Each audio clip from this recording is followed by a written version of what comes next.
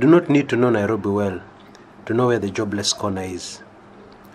It is a place which is right next to Hilton Hotel in the CBD, where there are benches where jobless people sit around at lunchtime with bloodshot eyes and yawning, obviously not had lunch. This is a place where current Deputy President William Ruto used to really frequent around 1990. But that is just one aspect in the Cinderella rags to riches story of this politician who is Deputy President of Kenya today. A man who rose up the ranks very, very quickly, almost overnight. An extremely ambitious person, very ambitious. But there are many other little known facts for Deputy President William Ruto, very many. For instance, have you ever heard of the Chesire curse? Yes, many Kenyans have no idea what that is.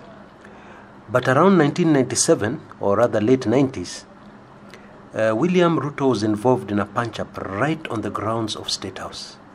Yep. It is said that he attacked and punched an elderly, respected politician at that time, Reuben Chesire, and there was a very serious scuffle before the two could be separated, right inside State House, on the grounds of State House rather. You see, the Deputy President has rather short temper, and this came out because the main bone of contention was that Ruto accused the elderly, respected Kalenjin politician of calling him a conman. Even in those days, when Moi was still in power, Ruto had already accumulated quite a number of enemies within a very short span of time. One of the things that made people really envy him was that as an assistant minister then, he used to attend full cabinet meetings. Yes, that's another first for Ruto. Ruto started attending meetings as an assistant minister.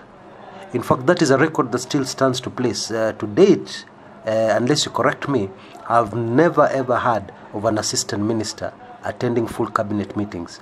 But Ruto did. Yeah, he's quite a guy, whatever you think about him. He has actually managed to pull off quite a lot of never done before things. That you can give to him. Well, according to him, the Chesire curse was something quite serious. Yeah, the old man cursed him because he attacked and punched him. According to enemies of the DP, the Chesire curse had an elder's clause which said that he would never ever occupy the house on the hill as in charge as long as he was involved in politics. He would always be the messenger or a visitor or an outsider at best.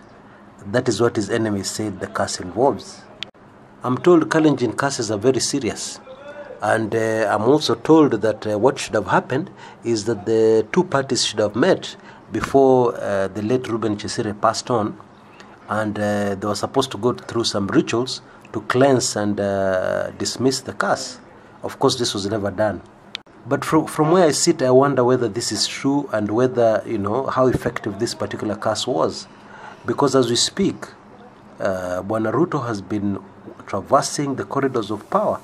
Okay, he's not the main occupant of State House, but I would say he has been. Because in the first 4 years of the Uhuru Ruto, he was actually behaving and acting and had the powers of a co-president. Anyway, that is a small aside. Let us get into the main meat, or rather the main part of this discussion, fascinating discussion about this politician, especially with a close attention to the impact that is bound to have in the upcoming general elections. Yeah? Those who know Ruto well will swear to you that he has a plan, and that whatever happens, he'll come out of these elections on top. He'll come out of these elections with an advantage. Other analysts say no way. Yeah? Other analysts say, oh, this plan for presidency to be president in 2022, no way. It won't work. Yeah? That is what other analysts say.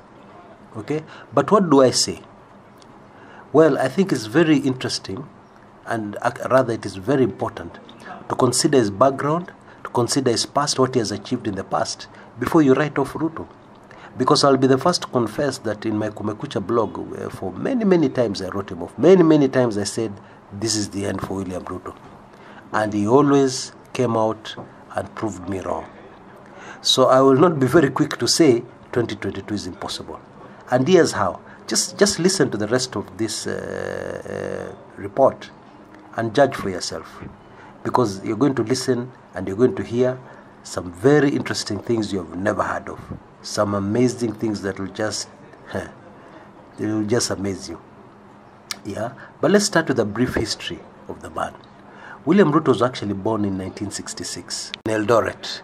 And contrary to what we are told and contrary to the image given, he was not really born into exactly humble beginnings. Yeah, because the impression we are given is that the family was very, very poor.